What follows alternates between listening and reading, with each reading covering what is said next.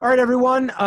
Welcome to the Equal Justice Podcast. The Equal Justice Podcast is a forum for all those who seek truth, value tradition, and fight to defend the foundations of a moral and a just society. My name is Anthony Costello. And as usual, I am joined by Dr. Jacob Daniel. Hey, Tony. Jacob. And Logan Zeppieri. Hey, Tony. And Josh is, who knows where Josh is these days? Somewhere in a U-Haul between Arizona and Florida, we imagine. Yeah, to narrow it down a little bit, I guess. Something like that. Just somewhere in the country, but in the south part of it, I suppose. Southern part. Anyways, so gentlemen, we have a discussion tonight. It's still going to be dealing in the area of critical race theory, more specifically social justice action. A little bit less on the theory and more on the practicality of getting involved in social justice itself in a particular movement or event or even group. Logan, give us some initial. We're going to skip Jacob here at the beginning, which is unusual. So we're breaking with tradition. It's very iconoclastic. Very progressive of us. Conservatives, yeah. But Logan, you had some initial thoughts to get us started. Yeah, well, so the topic is to address 10 questions we would need to ask ourselves before we take part in or join or support, I guess, some social justice movement or protest or something of that sort. And the reason is because it seems like social justice has really permeated every aspect of life. Ironically, the push to make religion and politics and the public life all separate spheres, they're now colliding almost on a daily basis, if it's in sports or the workplace or corporations and different commercials and stuff.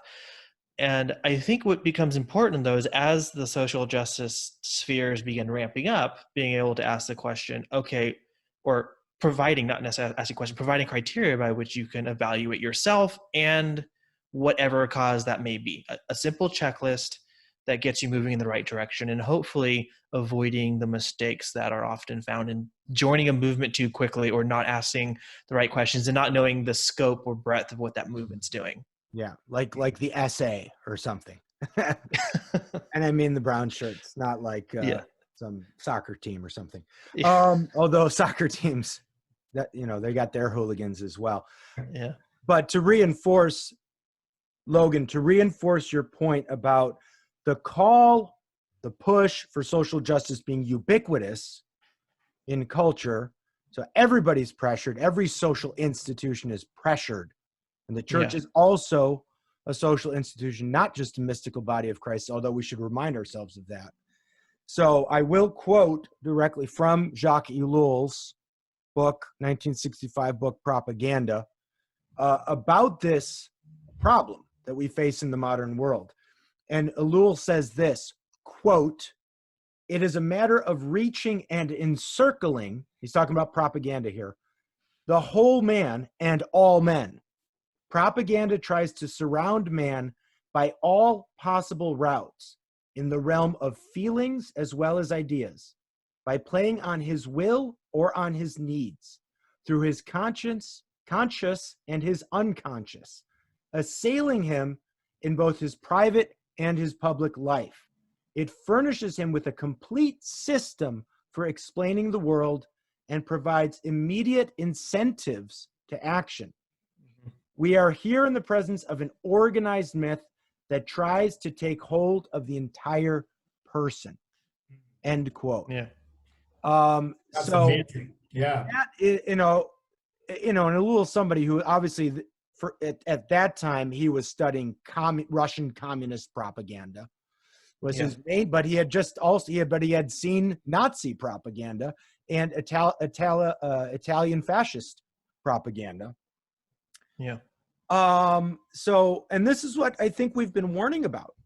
This is what we've been warning about with critical race theory. It has the potential, if it not already is there, is acting in this way. You cannot turn on a basketball game without getting the ideas and the story and the emotive stories thrown at you. You cannot watch a movie. And asking these questions that we'll be discussing today, I believe one of the important questions or things to remember is that when we talk about culture, we need to recognize that there is no moral neutral. There is moral neutrality would be a grand mistake on our part. And these questions, at the end of the day, would answer, I believe, two major questions as to by what standard and to what purpose, and how do we actually get to goodness, truth, and beauty at the end of the day. Yeah. Right.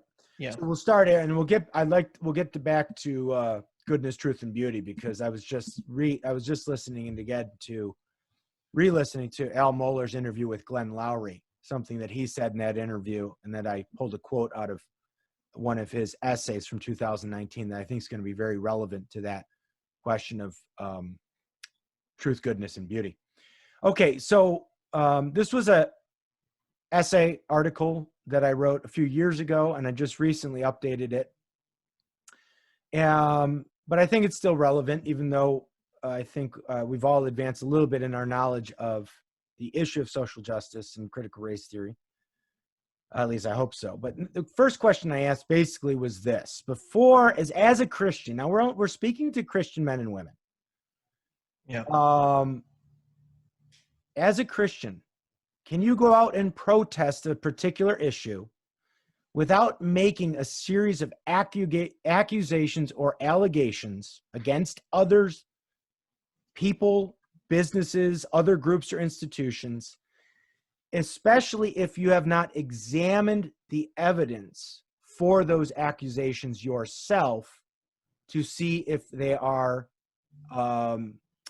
valid, if they have been grounded substantively in evidence? Okay, so and the obviously, I think spiritual, what I'm asking here is, be careful of being an accuser of people, right? I mean, the name Shaitan in the Bible is often translated as accuser, or the one who accuses, right? And we have to, I think, guard against this very innate instinct in all of us, because of our sinful nature, to just accuse because we've been told that something, someone, or some group is evil, wicked, horrible, whatever, oppressive. So that was I think in keeping with the commandment that we have, that we are not supposed to bear false witnesses. We need to be careful, Exactly. especially in the realm of social media, that we are not bringing accusations vicariously. We have to really check and do our own homework in order to actually keep that very commandment in honor of God. Yeah. Well, and there's two things I think that should be said. One of them is why the question is important, and that's giving due diligence to whatever accusation that you're bringing up. Like when Tony and I, when we were going through Nathan's paper, we're not just saying, oh, he said this. Okay, we're going to go line by line. We're going to read the sources, make the claims, back the claims up, and saying, here's our substantive response to what he's writing. We'll be as charitable as possible, but that's not to then look over issues that we found. But it also means that you have to press the points and have them substantively backed up. Now, the second thing, though, is, and I'd be interested, just because, with Tony, your background, and Jacob, your background, especially with the commandment not to bear false witness, it was interesting because I think in Old Testament law, the consequence for bearing false witness, it was like a criminal case, is that the person who bore false witness was given the same sentence. So then I'm wondering, it could seem like, well, if you're willing to accuse people to do something and you're wrong, then it would seem that maybe would you say there's like a moral obligation that you would then have to somehow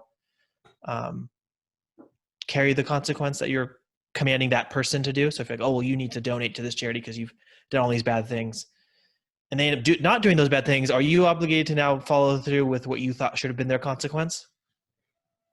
Yeah. Let me, and I wrote another article about a year ago about two types of bearing a false witness, okay, that have been explored more in depth by Catholic moral theologians. Okay. One is the old sin of calumny, right? Which is basically slander. That is where you are actually lying about people or a person in public. You know you're lying, right? And it seems to me that slander is a legal category as well as libel, right? So there are punishments for that.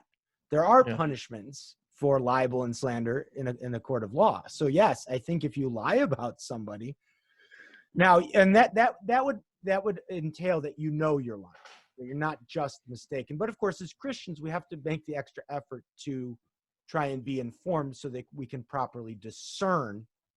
Now, look, it's going to be very difficult. It's difficult for us right here, the three of us doing this, to not at some point make a mistake and say something about somebody or their work that where we just were wrong. Get that. But, so calumny, though, would be intentionally lying about somebody because you want to take their name out, their good name, for political reasons. And I think that so much of that is clearly going on. Yeah. We cannot get involved in that. But there's a more subtle, and I'll make the second point just because they go together, Jacob. The second one is even worse. And it's a sin that we don't talk about. It's called detraction. Detraction. You look it up, written about it. Others have written about it. Detraction is when you, for the wrong reasons, say something true about somebody. It's an issue that the Catholic Church has struggled with. Because you think of like the priest is bound in the confessional to not reveal anything about a confessor. But what if the confessor has an intention to murder his wife or something, right? Well, then, there's a conflict.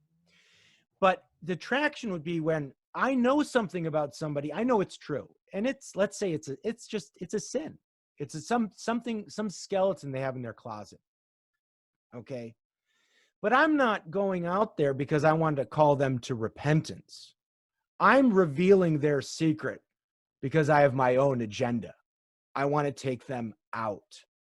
So if you're running against somebody in a campaign, you're vying for the same position with another person. Let's say it's for church leadership. And you know that 15 years ago, this person who also is competing to be on the elder board at your church cheated on his wife.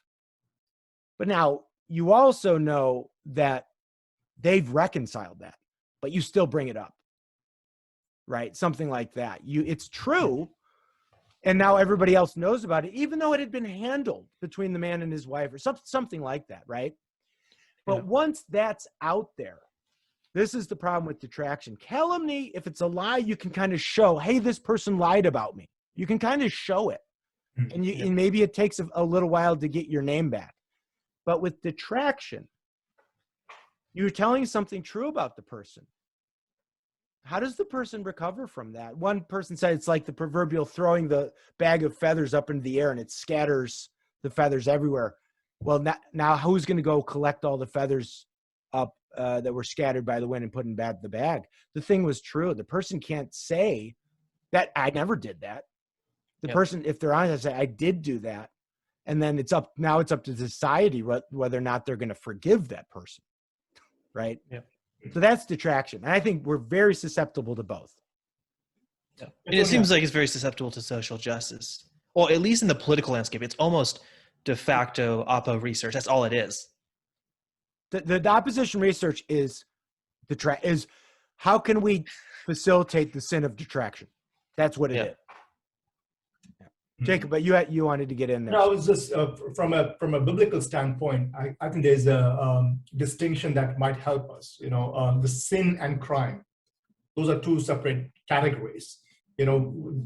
Not all sin. For example, if someone has lust of something within their heart, you may not necessarily call it a crime and punish them for that. Whereas when a crime is committed, that is punishable. So that distinction is necessary for us to maintain. But at the same time, I think the questions that you have here kind of deals with that. So as Christians, as believers, even in our public engagement, it is important for us to actually recognize that our intentions can also be informed by ignorance.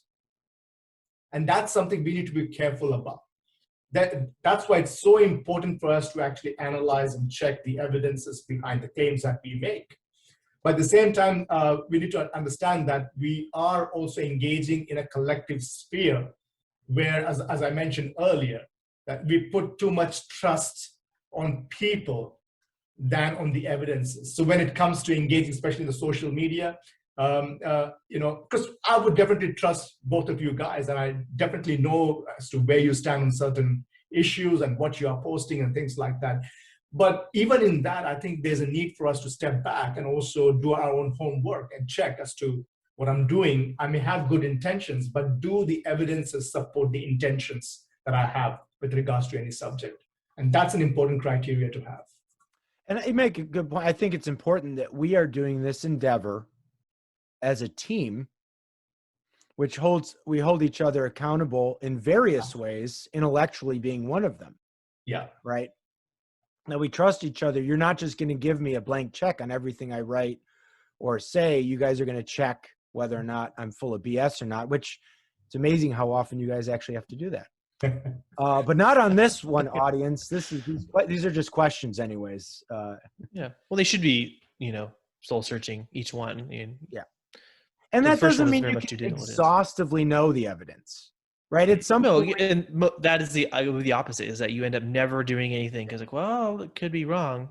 Yeah, exactly. At some point you have to say, all right, I've looked at it and now I'm trying to take my biblical lens to it, discern the spirit behind this potential protest or call for justice, and then make your decision to join in or to refrain. Right. And this goes all the way back. So the legacy of this kind of argument is back to this living according to one's conscience. The argument wasn't just do whatever you feel is right. It's no, you've done your best, good, honest work. What is good, honest work will even differ between people. Some people can put more intellectual work into an enterprise than another person. Some person can put more physical work than another person. You do your best and then make your honest best, and then you have to live that out. Right. Then make your stand at the end. Exactly. We're not saying don't take a stand. Jesus overturned tables and made whips out of cords. So there is justice to be done for sure. Okay. Question number 2. Now this is a little bit more trying to safeguard against our own hypocrisy. Can you protest the issue at hand, knowing that you in your own personal life are not currently engaging in a similar or comparable type of injustice? And the idea is here, is your own house in order, again, before you're going to go out and show all the wrongs that are in society in the world. And now, again, this is one that has to be tempered because you're not going to ever be Jesus before you can go out and do some justice or call for justice, right? Even the prophets were all sinful. Isaiah, Jeremiah, Daniel, they were all sinful men like us. But this is a point that Jordan Peterson sort of has made over and over again. Like, are you just like, if you're not like in your own life, if you are just doing the same things that some other entity and culture is doing, and then you're going to go out and call them out, again, as Christians, let's check that. Let's check that attitude at the door, right? Yeah. Well, there's 2 sides to that. One of the sides, like you said, is the open hypocrisy, which is you're going to tell this one person not to do this, but you're going to turn around and go do the same thing. Yeah. A, it's not persuasive. B, you're going to get people upset. And C, you shouldn't be doing that. The other side, though, is that if you don't know what it takes to overcome that particular problem, there seems to be an indication that maybe what you're saying isn't right in overcoming what it is. I was talking to Moreland, actually. I said it's interesting that ethics, you go back to Aristotle, I think he opens up with it in his Nicomachean Ethics with something like, you can test the validity of someone's moral theory by the way they live. And the idea is, well, if you're preaching a moral theory and it's just destroying your life, maybe there's something wrong with the moral theory. Yeah. Nowadays, that objection is almost never made, but it's interesting that's where it started. Was like, well, live it out, and it's informative. And look, we should be, as far as sort of the group that we're the perspective we're coming from, and with the sort of the group that we would belong to, which is more like conservative Protestant Christians. Look, let's indict our own tribe, if you will. The amount of hypocrisy in the sexual realm is incredible, right? We've Oh, seen yeah. it just in the Catholic Church, in recent sex scandals in Protestant churches or parachurch ministries. You know, I think we know who we're talking about. So, but just because we've seen, so because we've seen that, I don't think the goal is to get, I think the goal is to double down on this principle. The goal is to double down on this principle. Yeah. It could be for sexual ethics. It could be for some other, it could be certainly for some other area outside of sex, although sex seems the most poignant one. Yeah. I also think that there are a person who has a different lifestyle, personal lifestyle, which is hidden from people, but is preaching or saying something that is opposite to their own lifestyle. I think, I personally believe that there are other signs around them that will give them away. And as a collective enterprise, as an institution, as a church, we have a moral responsibility to keep those signs in order and keep a check on those signs that they are giving away, right? One of the things I will always say, and we already touched on this, is that the whole idea of being accountable. Who are we accountable to, right? Are they keeping a check on, it could be local, church, it could be your friends, it could be people who are looking into your personal life as well, have that freedom to actually ask you important questions about your own personal life. And that has to happen, that bridge has to happen. And I believe it happens through your friends and your people that you trust. And if that's not there, especially in what you're referring to, Tony, I think the whole celebrity culture, right, where people become so big that no one wants to ask them tough questions. Yeah, they're and untouchable. that shouldn't happen. Right. So that bridge has to be maintained, and that is maintained. I think we can definitely keep a check, even in our own personal life, as to how does what I'm preaching and saying kind of like parallels with my own personal life. Right. Right. And again, doesn't mean that any individual who wants to go out and get involved in a movement for justice has to be like have reached Wesleyan perfection. Okay. Look, we are not the ones who are necessarily, or at least not in any kind of That works. doesn't mean we have to reach some kind of like Wesleyan perfection, right? I mean, you're going to have to go out as a sinful vessel and do good works. So like, yeah, guys, especially to the men, you're still going to be having lustful thoughts, right? We're not trying to do mind control here. That's sort of the other side that wants to do the mind control. But I'm just talking about like always be reflecting on where you are at, where we are at in our own walk, right? In our own moral progression. Again, not saying that you have to be perfect before you can go out and trying to affect the culture for the good, but certainly don't get so radically upset or angered about what's going on in the culture when you haven't taken obviously the board out of your own eyes first. Yeah. An important test, one of the things that I do in my own life is that to ask this question, is this a battle that I have chosen, or is it something that God has chosen for me? When we allow for God to choose a battle for you, He is the one who is always convicting your heart and bringing it to the right order to be able to actually fight the battle that He has chosen for you. And that's, as a Christian, is an important criteria. Yes, it is, especially today when everybody else is telling you, you need to get involved in this. Yeah. And if you don't, you're immoral. If you don't, you're on it. If you don't, you're exactly. Listen to the call of the Holy Spirit, not to the call of culture. Okay, even though you are called to culture, right? But you're not called by the culture. You're called to some aspect of it because the Holy Spirit has led you there. True. And it may happen that those who are not called to that battle may question you for being in that battle and fighting it.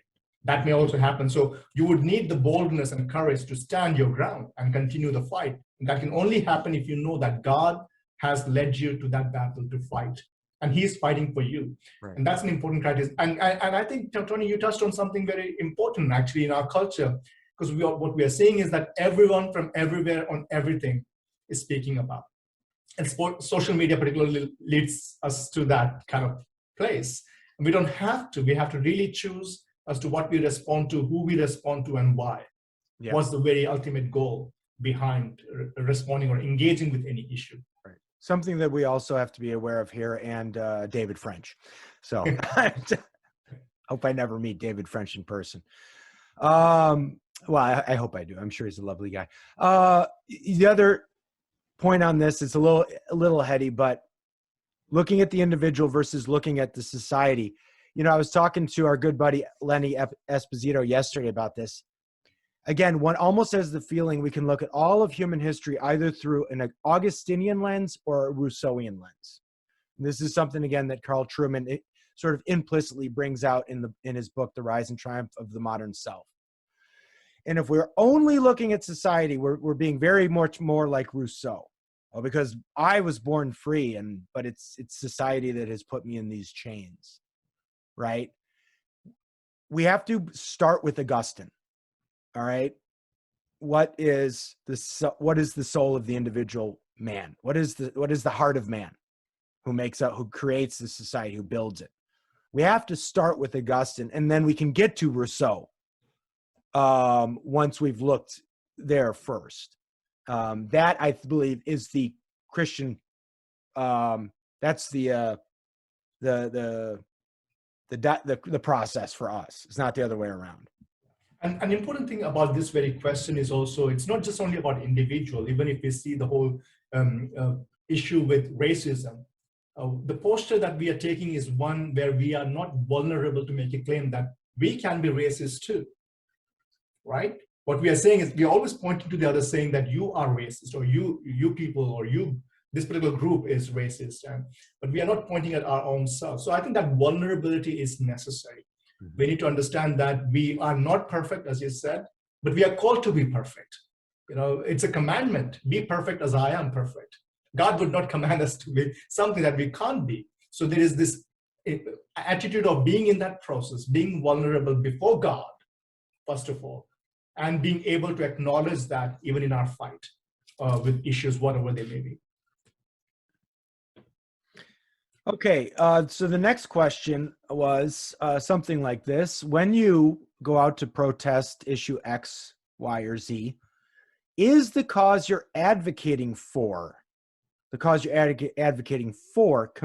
compatible with God's moral law as laid out in Scripture?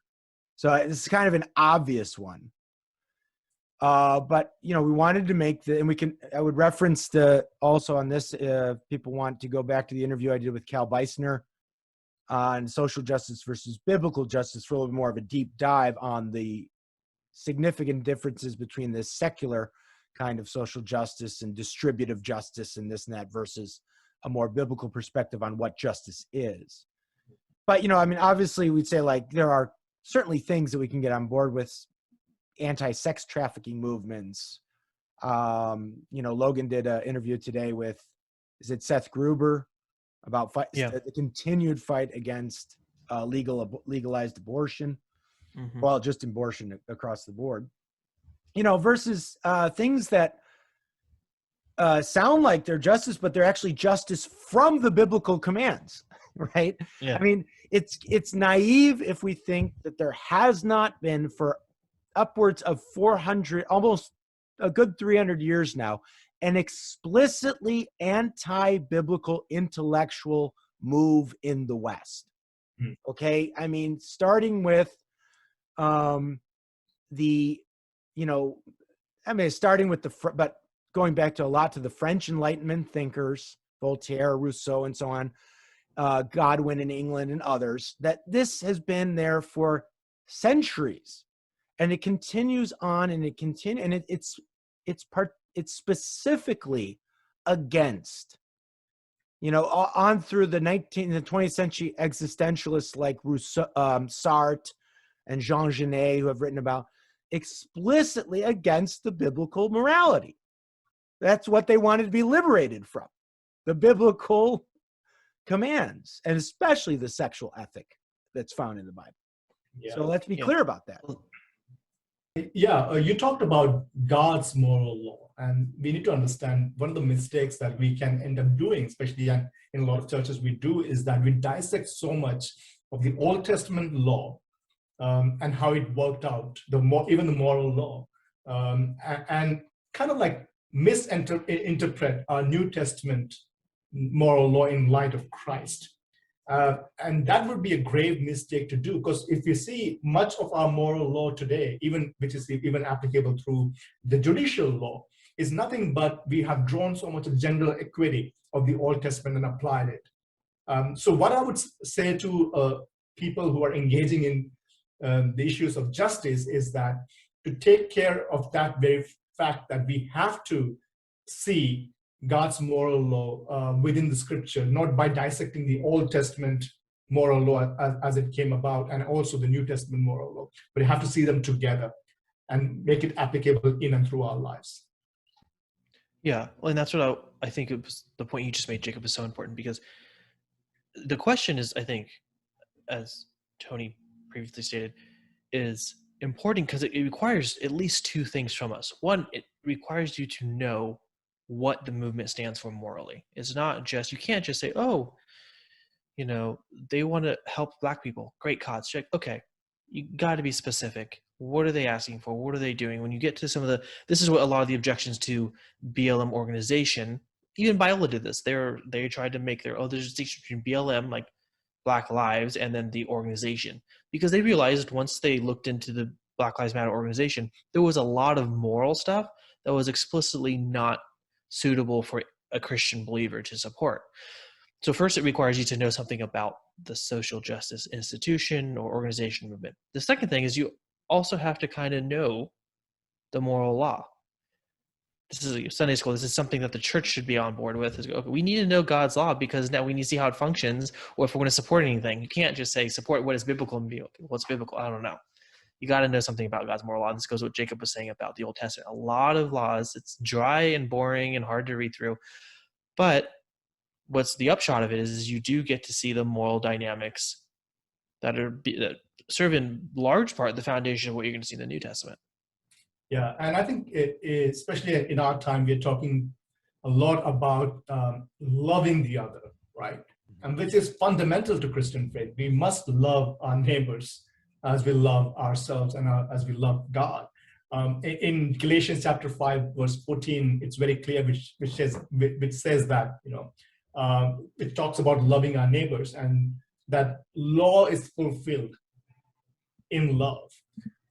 It doesn't to our attitude, our intentions, and our actions as to how it maintains the dignity of the individual. We never engage with these issues by indignifying or I don't know if that's the right term, or lack of dignity of individuals, but by dignifying the other. And that should be the attitude. So we need to actually be defining our terms as well, even when we talk about, because on both camps, no matter where you stand, people are talking about this language of love, but I believe they're working with two different definitions of what love is. And in fulfilling God's law, moral law, we definitely do it lovingly, but not at the expense of the truth that the law offers or stands for. Yeah. Right. Okay. The fourth question was one that actually somebody on Facebook posted. It said, question number 4 alone will take out half of the social justice warriors that are out there. So the question number 4 goes something like this. Are you currently engaged in any kind of sexual or immorality in your own life? So we've talked about this a little bit already. And if so, can you at least get that under control to some extent before you go out and support an external cause or movement? And I relate this especially to men. I'm sure it could apply to women as well, but especially I'm thinking of the men here. And I had to give a couple points of clarification. The first one is based on my own observations in life. I think a lot of young men basically just want to get involved in these movements because they think they're going to meet chicks and potentially sleep with them. So I'll just say that pretty straightforwardly. I think you're 18, 19, 20 years old. Everybody likes a good cause to fight for. There's a lot of cute girls in the world who get involved in these as well. And you know what? It's a nice place to meet girls, and there's a lot of emotion involved. And it brings people together under this common cause where they all feel good about themselves because we all want to feel virtuous. And this can lead to a sort of hookup culture. And you don't have to have a hangover necessarily in the morning, which is what we used to do when we were kids, go out to the bars and pick up chicks. This is before my conversion to Christ, ladies and gentlemen, but let's be honest. But I think it's a real thing. I think it's a real phenomenon. And to continue that part, so let's be honest, after people become Christians, they're still doing this. Okay, we need to stop. Let's be honest and not be given enough grace for that part of my previous life to be redeemed. Mm-hmm. And I mean that seriously. Yeah. But I used to do all kinds of types of social justice work in Chicago, to include working in the inner city. And it's not that I didn't want to work in the inner city and teach these kids in the black schools, and I had a great time doing it. But come on, part of me was like, this will look really cool to chicks. Mm-hmm. All right. So now I've said it on video. The young men who are watching this, I got you, because it's true. So I don't know if you guys want to comment on that, but I already got some Facebook responses saying like pretty much, yeah.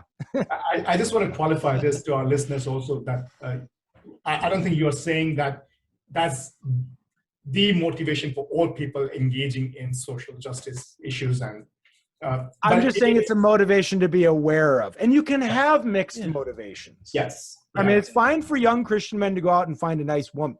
I'm not saying, that obviously that's okay. Yes. And I will also add this too.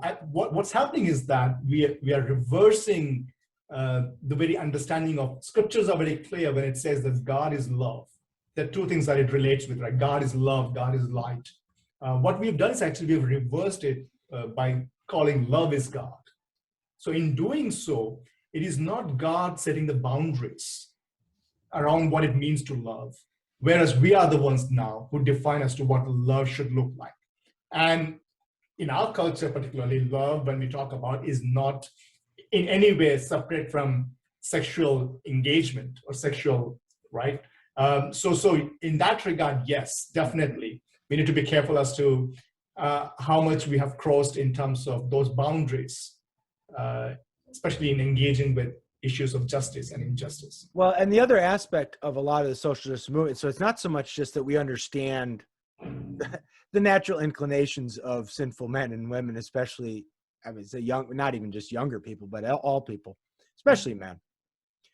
But it's undeniable that so much of our social justice movements are caught up, or even just an extension or prolongation of the sexual revolution of the 60s. Herbert Marcuse's fingerprint is all over Black Lives Matter and every other kind of movement that's out there that's making noise. Marcuse and Wilhelm Reich's theories and views of human nature and sexual, they're all over these movements. So you could be some honest, genuine Christian man who wants to go out and you're like, I got to do justice. Before you know it, you're marching in a group and you're like, whoa, I thought this was about racial reconciliation. What's going on here? Or divert a social justice movement in any form. Yeah, in high school, I came up with a phrase that I've since found was probably the most profound thing that ever hit me in the head was, the strangest thing you're going to meet in this world is just another human being. Go out to these protests. There's some characters. What these women's rallies when Trump got elected, what was the big symbol? The vagina hat. Okay. Yeah.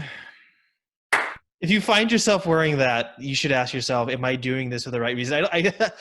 We have to say that, I think is most important. Thing on making our identity just a part of our body. It's very interesting. Yeah. Okay, number 5. Does the movement or cause you are joining support or promote sexual behavior that is against the clear teachings of Scripture? So I think we covered that, but that just more explicitly. The one was, how is your sexual life going? Are you trying to live your best in light of God's commandments? And then the fifth thing more explicitly, what does the actual movement say? But with Black Lives Matter, this was I don't know if a lot of people who went out and marched in those initially had read their mission statement. And so it's not just that they're, also promoting LGBTQ, but they're promoting a breakdown before they took it off the website, but they still are, a breakdown of the biblical view of family, right? Yeah. Well, I think this particular point, Glenn Lowry made an excellent point. This was an interview a long time ago with, I believe it was Riley, and there was a couple other people on the panel. It was with the Manhattan Institute. Right. I think I saw that one. And he was talking about the hypocrisy here in this question where he said, what's unimaginable, he said, the greatest, he thought, moral wrong that he was noticing, maybe not the greatest, but it was a huge moral wrong. He got a little bit emotional on this point, as he said, is that you would support behaviors out in the community that's happening. He's talking about the protests and the looting and burning, all this such stuff. You would support that, but you wouldn't let your own children do that if they were, in your family. Same thing. If you're trying to practice a particular kind of sexual ethic because you think it's right, or if it's Christian that you should be practicing it, it's so much wrong to then go and promote it for other people to do it, knowing full well how wrong it is or how bad it is in your own personal life. Yeah. And I think there is some truth to this as well. I personally believe, and just scripture is very clear about as well, that family as one of the most primary units is a good measure or standard in terms of where we stand as together as moral beings, right? So if you break the families, as you mentioned, right, if there's no morality even within the family as the smallest unit, then it falls apart from their own.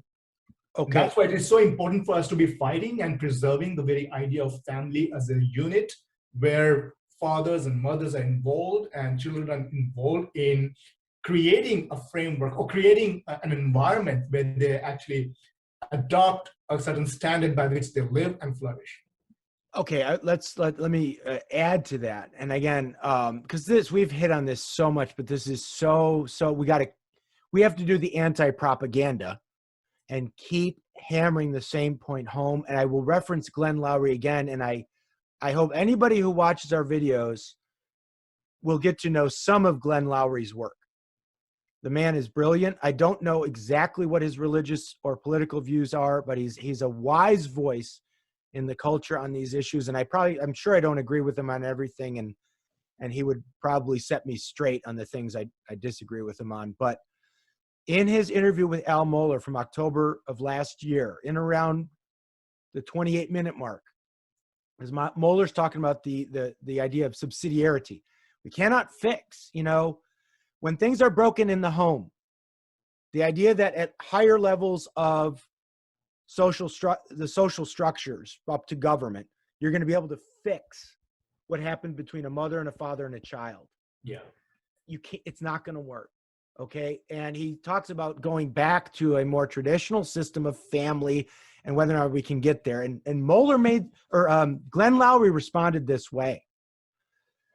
And every Christian who's tinkering around with critical race theory better listen to Glenn Lowry on this. He said, Dr. Mohler, the people you're talking about do not care about that. They've already said, you cannot put the thread back into the fabric. The whole thing's unraveled. We're not going back to the traditional family. That's part of the agenda. That is what we're against. And so many in the critical race theory aspect of this, and certainly everybody that is explicitly on the LG is against this. Don't think that the people you're trying to get on board with want anything like what you want. Yeah. When it comes to family structure, the most fundamental social structure that there is. They don't. We saw this, right? Like recently, our engagement with the school district, and we were going through the curriculum. Even they understand that they got to somehow dismantle the very structure of family, and they are not calling parents parents. They're calling them caretakers. Caretakers. And they are taking upon themselves the very responsibility of teaching the children public behavior.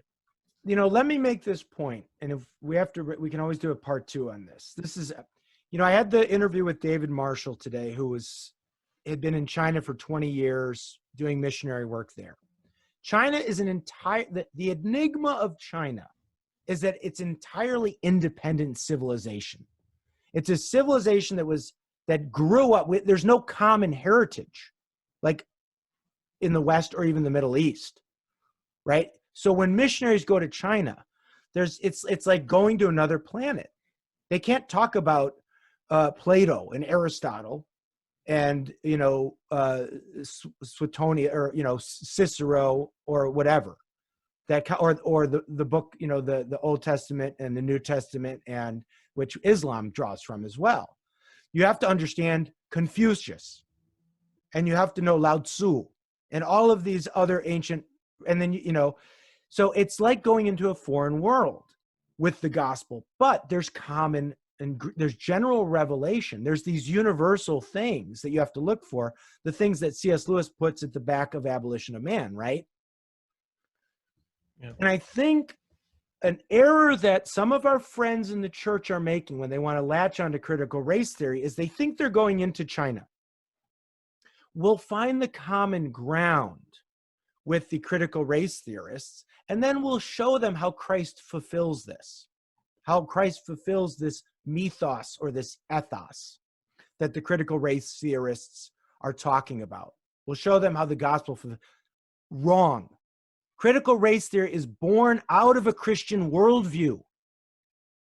It's born out of Christian soil. It already knows the Bible. It already knows Christianity, and it's saying, we don't want this. We've seen your Jesus. We've seen your biblical ethical code. We've seen your biblical morality and your metaphysics. We don't want it. It's a heresy out of Christianity, if anything. It's not new ground where you're trying to find the common general revelation and then just say how Jesus fulfills all your deepest desires and needs. I think that's a fundamental thing to point out, because you got a lot of people say, oh, we can look at critical race theory and understand it, and then we'll just add Jesus to it. It's already rejected Jesus. It's already rejected Jesus. Yeah. Well, when you read through the scholarship, like we have been, especially the critical theory aspect of it that's bringing in, I mean, the foundation is those writers knew biblical Christianity and were seeking for a replacement to it. I mean, it's not that it was undiscovered, like you said. It was created within the Western context. Yeah. It repudiates the central Christian tenets of that worldview and says, okay, now how do we replace it? Now, I think that if, as I said before, their power dynamic understanding ends up being true once you get rid of Christianity, because then, right, as we said, there's no universal grounding truth on this stuff. But going back to this question, though, because I think question 5, we then moved and began addressing what would be also question 6, and that was having to do with, is the household in order? What I've found, though, is that, again, most of the individuals I know who are very much thoroughly involved in social justice movements, I would say the movements, particularly on the left side, come from either dysfunctional or broken families. Not necessarily from the rich, not necessarily from the poor.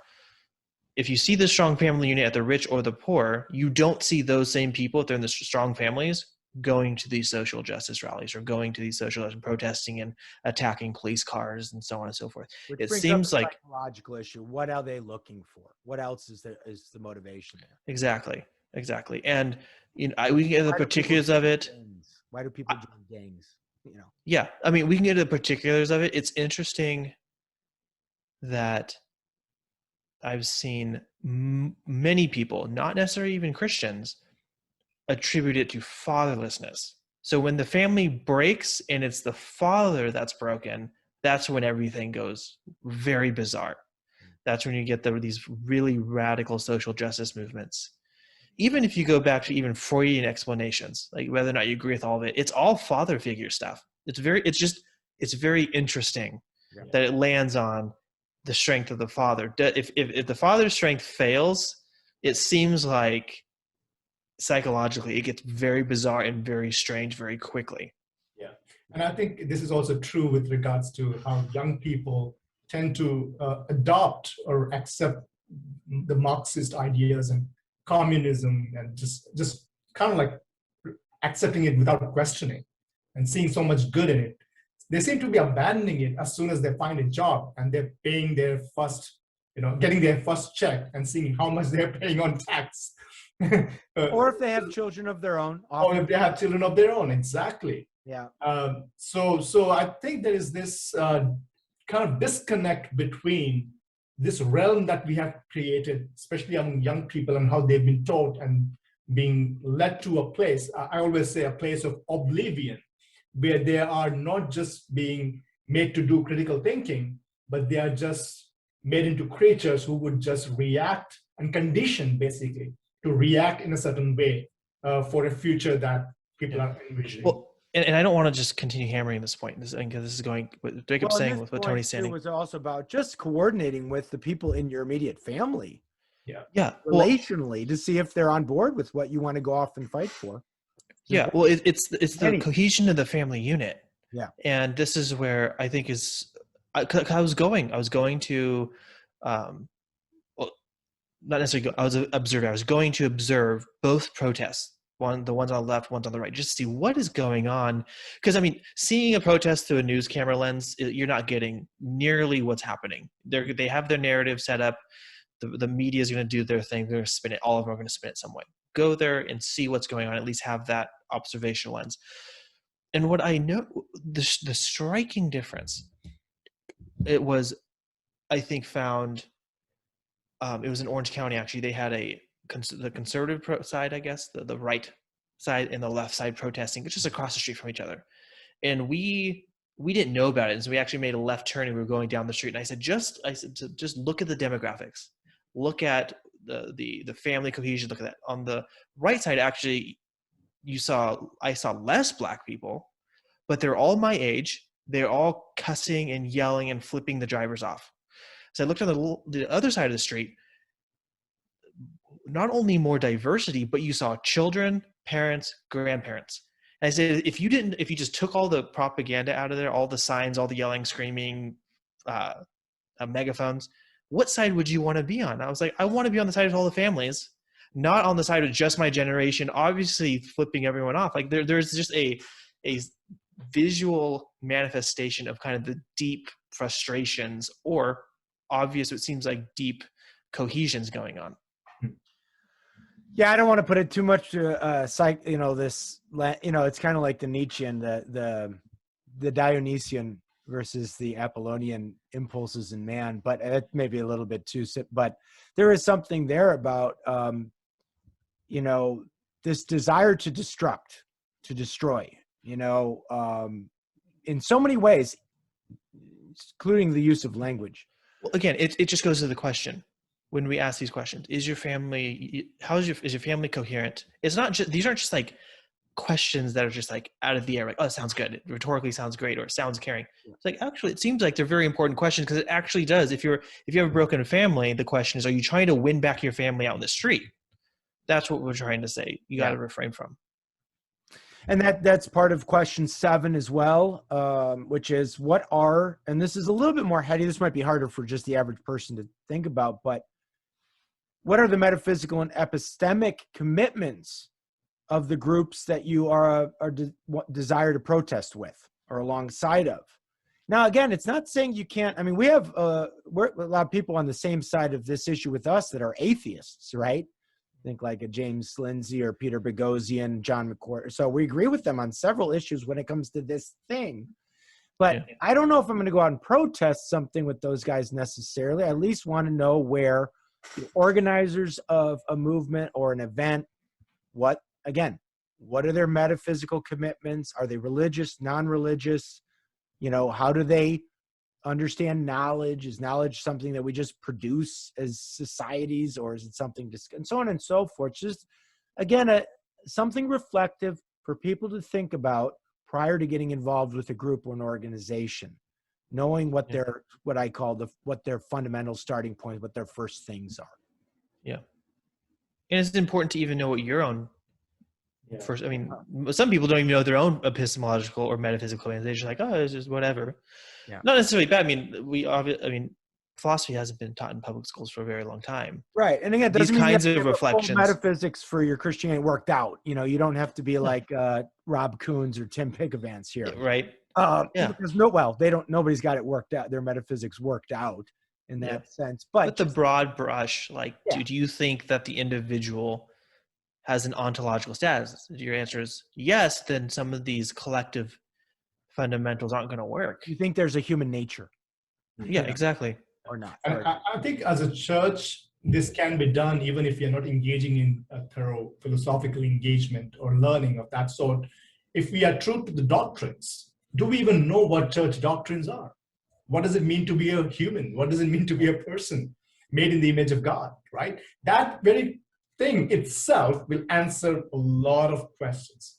Right. If we are able to understand who we are as individuals made in the image of God, what is Christian anthropology? If you can understand that, just so knowing the doctrine and staying true to it, regardless of our own personal preferences and feelings and inclinations, bringing all those under that, I think this question can be answered just by that. Yeah. Well, and that's why I thought these series of questions that you made were so good, because these questions. Okay.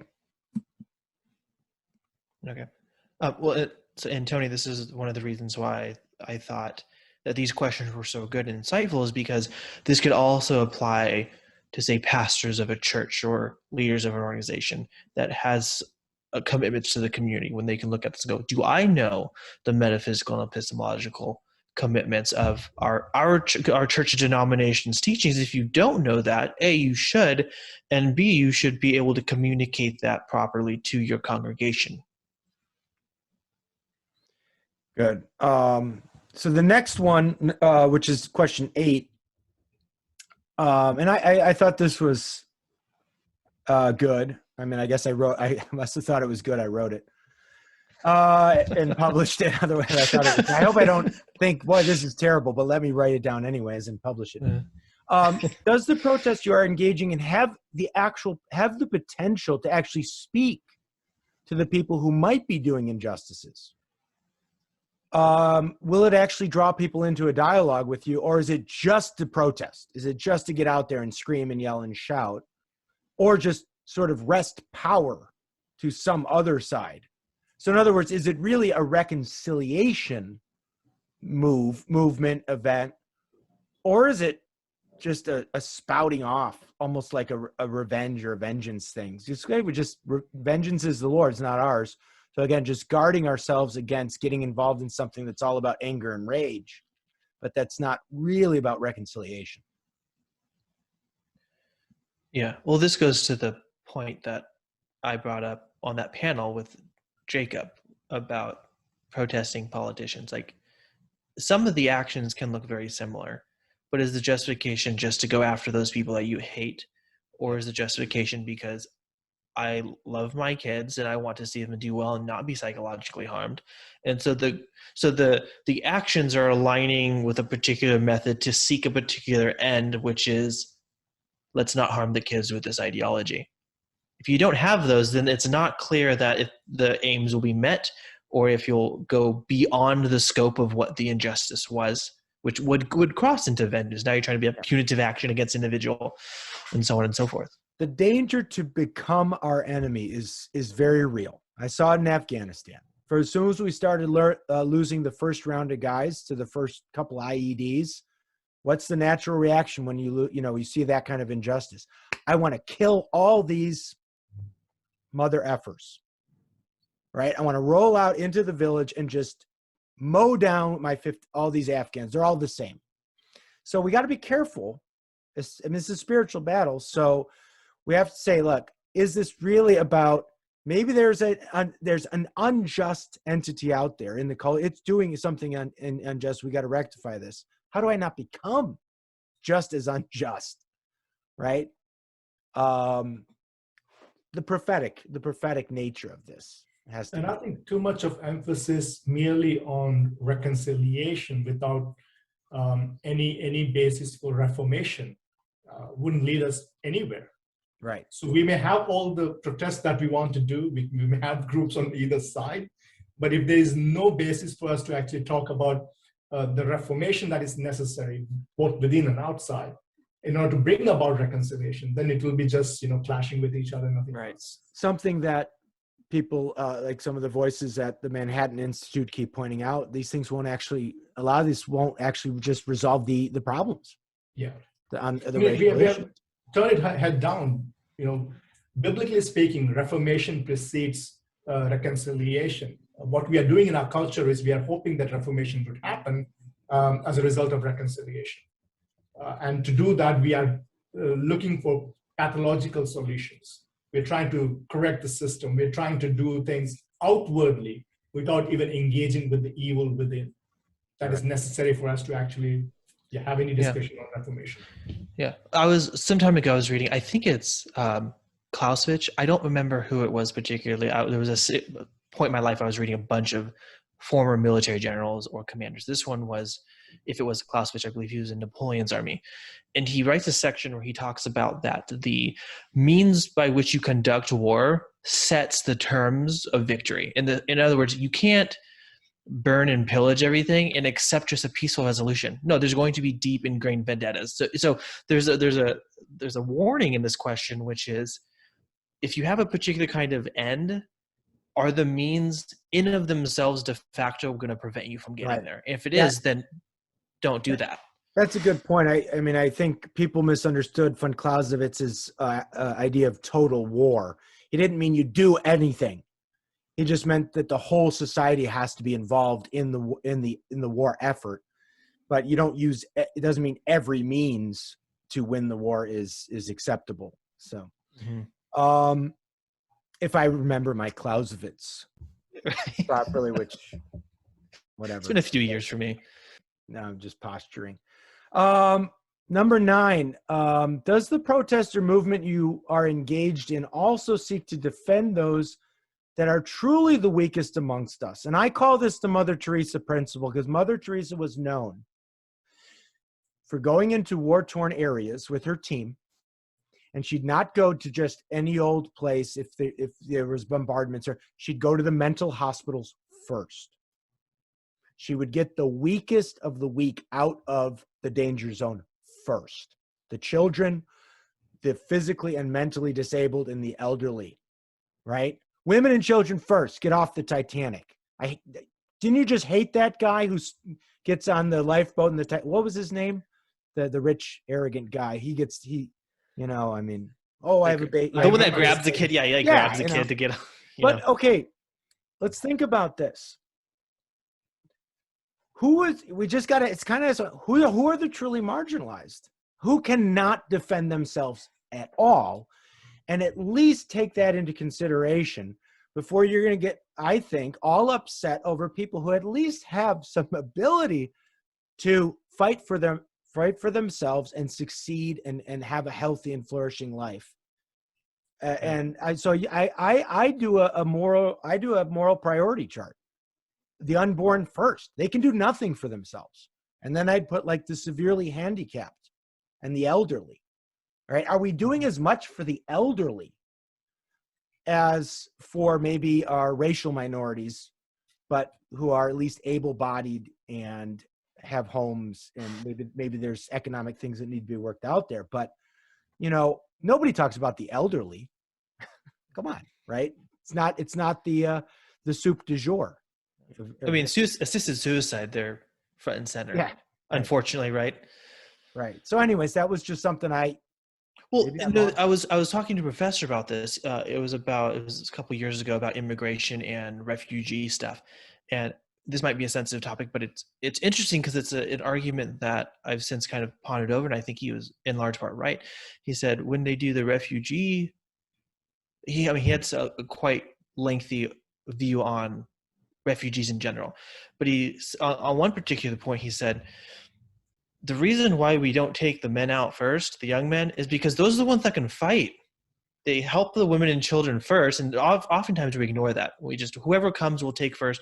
He said, we need to reorganize our policies. We're actually prioritizing who can fight, who can't fight, especially when there's this government intrusion where it's like, well, if you take all the men out, it becomes it went from a bad situation to a very worse situation.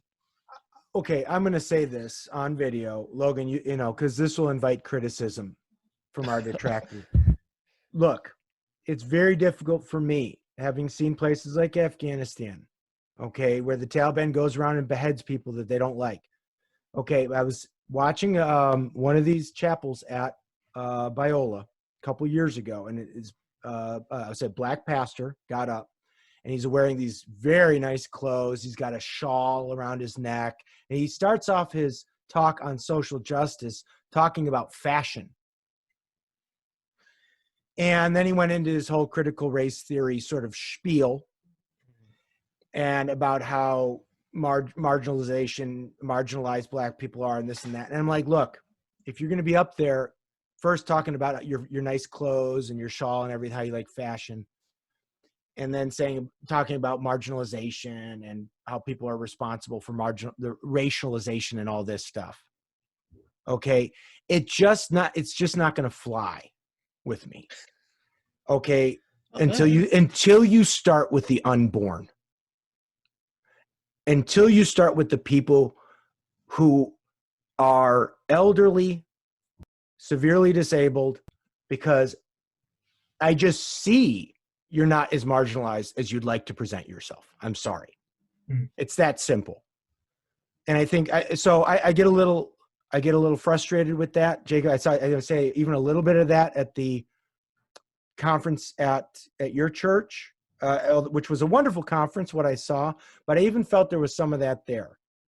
Okay. Where it's like, look, at some point you're a grown man. Let's stand up. Let's get, Glenn Lowry makes this point as well. There's development. Like at some point we all got to take responsibility, right? If we're able-bodied creatures with a mind. I think that's the principle behind unto the least of this, what you do for them, you also do for me. You know, there is, and I think also one thing that we need to be also careful about is that we don't overgeneralize. You know, in helping others too. There are a lot of people who want to fight for themselves. They don't want to be victimized. Yeah. Their circumstances might be really bad, but they don't want to be labeled as victims. I'm meeting people every day, almost every day, and talking to them, and they're saying that, you know, we don't want people to be offering us solutions solutions that we are not asking for. We want to fight this, and we know that with God's help we can. I think we have to have a more objective criteria for what is a victim. Yeah. We got to get away from this psychological man that Philip Reeve talked about. We got to have more objective view of what counts as an actual victim. Yeah. This society. Well, because especially in the social, it seems like, especially with a lot of the popular social justice movements, they're centered around who can perceive themselves as the greatest victim. And that's where you want to stay, because now you're not helping. So, but what you're helping is the person with the greatest imagination. And we'll put up that we'll link to that Angela Harris article on female essentialism, where she talks about what it's like to go to some of these feminist critical theory conferences, and she's obviously full bore critical feminist. But if that's not hell, I don't know what is. To be in a room with a bunch of women who are trying to compare who has suffered most, and then getting angry about whether or not the other person thinks that they've suffered more than I have. Yeah. I mean, and that's what the question is. Like, you actually have to look at, I mean, and this is, I was talking in an interview with Seth earlier today. It's, you know, you have to find reality somewhere in the conversation. You have to start with reality, and from there figure out who is actually suffering. And then because part of it is, there's two parts. One of them is so you know you're helping the right people. And second, you can provide actual solutions to their suffering. It's not the imagined suffering or the stacking it up. And then now you're solving some problems that is barely comprehensible by the individual thinking it up, let alone someone else that claims to have been suffering in the same sort of psychological way. As you were saying, it's objectively obvious, I think, I've seen some of these videos where you're seeing the Taliban come in and decapitating people. You're like, those people are suffering. Like there is no imagination going on. It's happening. Yeah. When people are breaking into your home because you got a government ID, they're cutting your head off in front of your family and then shoving the ID in your mouth, in your decapitated head. I'd call that a victim. That's a victim to me. Yeah. Well, there's something. Yeah. Yeah. I think we all need to be careful that all because we have a hammer, not everything is a nail. We need to really be careful to not, just call everything or everyone a victim, and choose our battle again, and fight it well. I know I'm tempted to quote Elul again here, who talks about propaganda must not concern itself with what is best in man. He says, the highest goals humanity sets for itself, its noblest and most precious feelings. Propaganda does not aim to elevate man, but to make him serve. It must therefore utilize the most common feelings, the most widespread ideas, the crudest patterns, and in so doing place itself at a very low level with regard to what it wants man to do and to what end. Hate, hunger, and pride make better levers of propaganda than do love and impartiality, which is that standing back and actually trying to find a reason, what to do about a problem. Yeah. Well, they argue is, if you're not emotionally entrenched, then you really don't understand. Yeah. Which is a super dangerous. I mean, that's the argument against vengeance. Like you just slide into vengeance if you're wrapped up in anger through the entire process.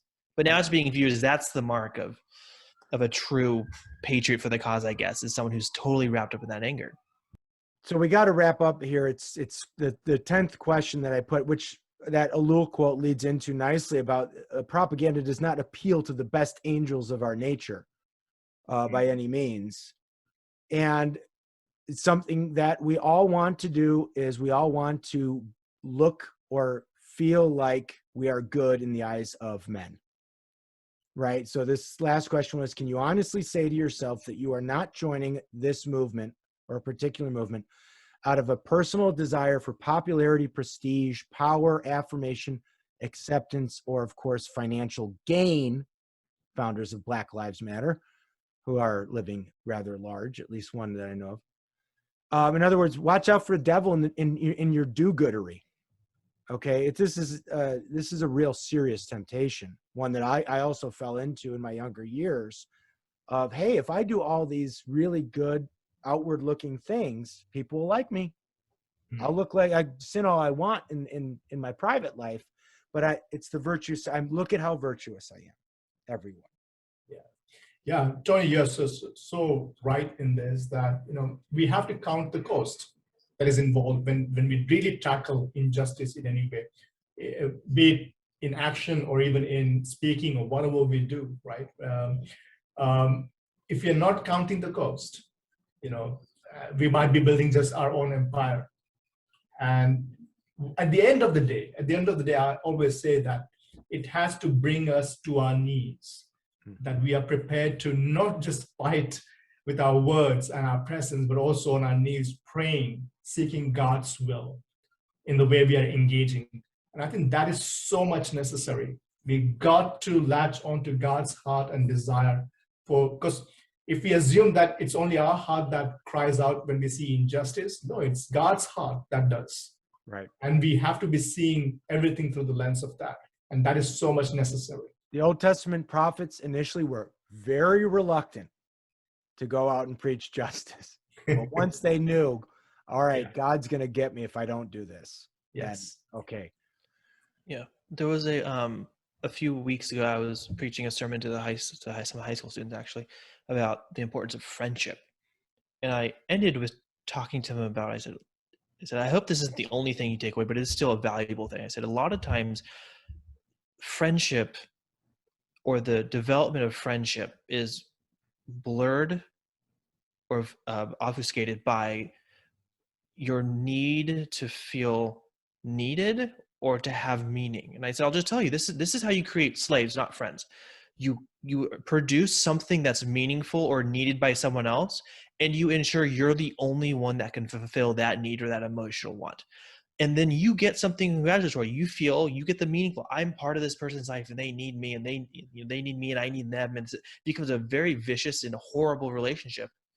In the same way, a lot of the social justice stuff, and this is why you have to be careful, and this is why I went back to the family thing, is if you feel like your lack of meaning, lack of fulfillment, if that's what's driving you to join a social justice movement, you're just going to make a solution that somehow turns itself around and props up your own meaning and your own value. And that is super dangerous. Yes. Yes. So, I mean, I think, and again, these 10 questions are not meant to stop any of us from doing the good works that we've been called to do. But I think, if anything, it helps us realize it's a lot easier for us as sinful creatures to get swept up in evil than it is to do actual good. So, I mean, that was kind of what I was just hoping people will get out of these 10 questions. We are far more inclined to get swept up in something that is ungodly than to actually be like the prophet Isaiah or Jeremiah or Amos, calling people to repentance and righteousness. So, all right, gentlemen. Well, that's it for today. And we will see you on the next episode of the Equal Justice Podcast.